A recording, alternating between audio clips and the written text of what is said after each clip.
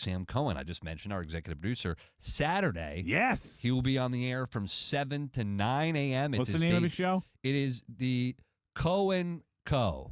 I feel like I'm going to ask him every day until he gets it right, and one of these days he's going to get it right. Cohen Co. I just got it right. Cohen Co.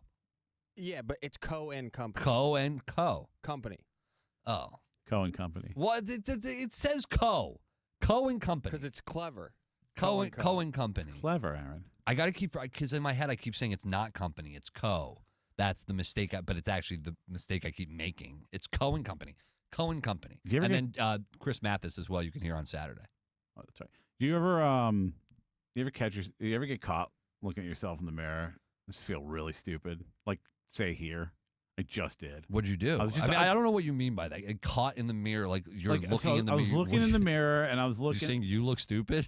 Well, I've got my newest tattoo is in like the peeling stage where it looks like caca right now. Yeah. Plus the fact you've got the devil roaring at us on your That's not leg. what it is. And I was kind of looking at it in the mirror, and I was thinking about it. So I might have had my hand on my chin. And I just looked a little ridiculous, I imagine. And then our friend Miguel from Miguel and Holly walked in, and he didn't say anything. He was just like, "Oh, hello." But like I can only imagine as he walked in, and I'm standing there in the mirror looking at myself, all weird. What he must have thought. I felt very weird. Oh, I have that moment once a day. You do that all the time? Not like that specifically, but people catching me doing something. I go, "What are they thinking about me right now?" Oh man, all the time. I'm getting better at that. I don't care.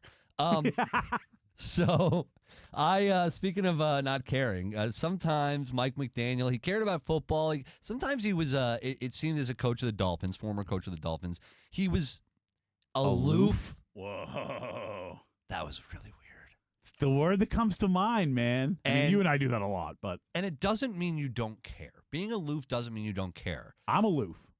Yeah, correct. I can be aloof. You can. And I care. You care a lot, but it's like, dude, you care and don't care all at the same time somehow, if that makes sense. It's beautiful. It's what I said earlier. It's bliss. But I wonder what it was like. It'd be amazing. Awesome. But former Dolphins running back Raheem Mostert, he was on earlier this week with Colin Cowherd, and he said something very interesting when he was talking about his former coach, Mike McDaniel, who he has a lot of history with. But he talked about feeling bad for the players. He said this: just because when you have a coach that is so player-friendly, it doesn't really mix well at all. We've seen that. You know what I mean? Like, look at coaching history, not just in the NFL, Major League Baseball, NBA, all these different sports franchises. They have coaches that implement toughness, resilience, and that's something that he kind of missed the mark on in being a head coach. This is Raheem Mostert talking about his former head coach, who he spent a ton of time with. He was one of the first signings, Mostert was, when McDaniels came over and landed the gig with the Dolphins from his time as an offensive coordinator in San Francisco. When you look at Mike, have you ever thought to yourself, that guy screams toughness and resiliency? No, never. No. Not once. The guy who had to vape on the sideline, which I get it, but I don't blame him for that. Mostert said this. He said, when you're talking about guys like Mike Tomlin, who was fired, Mike Vrabel, or even look at Bill Belichick, it was no nonsense, no BS. We're getting here, we're getting the job done, and it's my way or the highway. Here's where, like, Raheem Mostert is a player in this league, so I can't say, yeah, you're wrong. This is how he feels. He's in locker rooms. I think there is a mix. There is a happy medium that I think has to be found for a coach to have that complete success. I think being respected, being stern when you need to be, much like I'm sure you see from Mike. I think Mike Vrabel is the perfect example right now. Yep. You can tell those guys respect the hell out of Mike, not only for his history on the field, what he's done in that organization, but as a coach, as a guy who understands how to lead, be a leader of men. He screamed toughness to you? Yes. Yeah. But also, he can tell he's friends with the guys. You can tell the guys like him. You can tell that they look at him as a friend, a confidant, I'm sure, but also the respect and the difference in being a coach as well. But I also wouldn't be surprised if Mike carried himself in a very similar way as a player. I was listening to Rock Riley yesterday, actually. Heidi and I went to the store for a minute, and I heard Rock on, and he was talking about Tom Brady, right? And his teammates loved him, but they didn't love him like Baker. And part of it was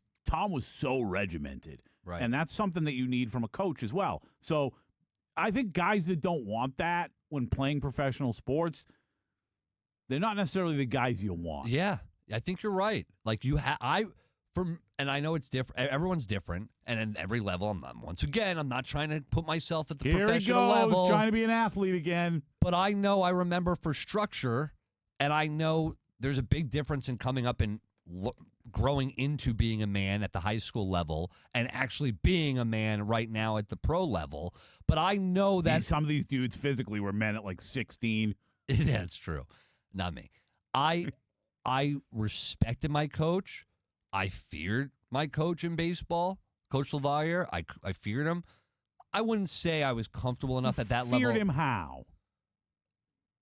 He just scared me. All right. He just like had that scary, like old school baseball look. The guy that played in the late 80s and 90s. Like, I feared disappointing my football coach after the first time he dragged me off a football field by my face mask, right? We didn't really drag me off, but when I got off the field, he grabbed my face mask and said, the next time you ever show up one of our effing opponents, F and F and F and F. I think that you just nailed it. I think you put it into words for me, like disappointment. I feared him being disappointed and the anger that came with his disappointment in me not doing enough. Were you more fearful of the anger or the disappointment, though? I would say yes. All right. It's a mesh, a little bit of it. Very Coach LaValliere, I love you. Very scary face when you would be mad. And I took that anger and that heat sometimes. But I think there's a happy medium to it. I think it's a formula that is hard to find. I think this day and age, players are different. I think you have to be friends with the guys, but you have to be respected. You have to be their coach as well.